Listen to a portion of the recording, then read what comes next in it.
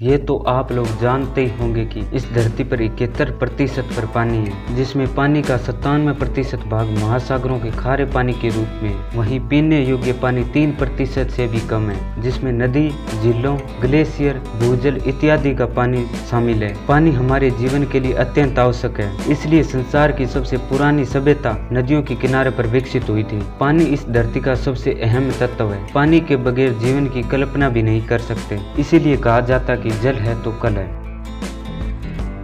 क्या आपने कभी सोचा है कि धरती पर यदि सारा पानी खत्म हो जाए तो क्या होगा? अब आप लोग कहोगे कि यह कैसे संभव है, लेकिन हम मान लेते हैं कि धरती पर पानी नहीं होगा तो क्या होगा। यदि पानी धरती से अचानक ही गायब हो जाता है तो प्रकृति का संतुलन ही बिगड़ जाएगा। समुद्र के जल का अचानक सूखने से समुद्र में रहने वाले जीव जैसे कि मछलियाँ, उन सभी की मौत हो जाएगी। समुद्र में चल रहे जहाज एकदम से कई किलोमीटर तक नीचे की गहराई में जाकर गिरेंगे। समुद्र की तट के पास खड़े जहाजों को उतनी हानि नहीं होगी। पानी के सूख जाने से समुद्रों की जगह मरुस्थल में बदल जाएंगे और पानी की कमी से अब लगभग सभी जीव जंतु मर जाएंगे। इंसान भी कुछ दिनों बाद पानी की कमी से मरने लगेंगे। अंततः कई दिनों बाद इंसान भी बिना पानी के इस धरती से खत्म हो जाएंगे। कुछ दिनों बाद पेड़ पौधे भी धीरे धीरे सूखने लगेंगे और कुछ हफ्तों में जंगलों में आग लग जाएगी और सारे जंगल भी नष्ट हो जाएंगे। धरती पर पेड़ पौधे नष्ट हो जाने से अचानक ऑक्सीजन में कमी आएगी और इस वातावरण में कार्बन डाइऑक्साइड होगी। धरती पर अब पानी नहीं होगा तो बारिश नहीं होगी, जिसके बाद धरती पर हरियाली नहीं होगी। अब धरती कुछ इस तरह से होगी जो आप इस इमेज में देख रहे हैं, बिल्कुल ही एकदम मरुस्थल, चारों तरफ केवल सूखा ही सूखा। पानी न होने से जमीन में दरारें पड़ जाएगी। अब धरती पर तापमान बढ़ेगा, जिससे बार बार ज्वालामुखी विस्फोट होने लगेंगे। अंततः धरती सौर मंडल के बाकी ग्रहों की तरह हो जाएगी। अब आप लोग कहोगे कि धरती पर पानी का एकदम खत्म होना असंभव है, लेकिन धीरे धीरे पानी खत्म हो सकता है। कैसे? चलिए इसे समझते हैं। समुद्र का पानी भाप बनकर ऊपर बादल बनता है, बाद में वर्षा का पानी पृथ्वी की सतह पर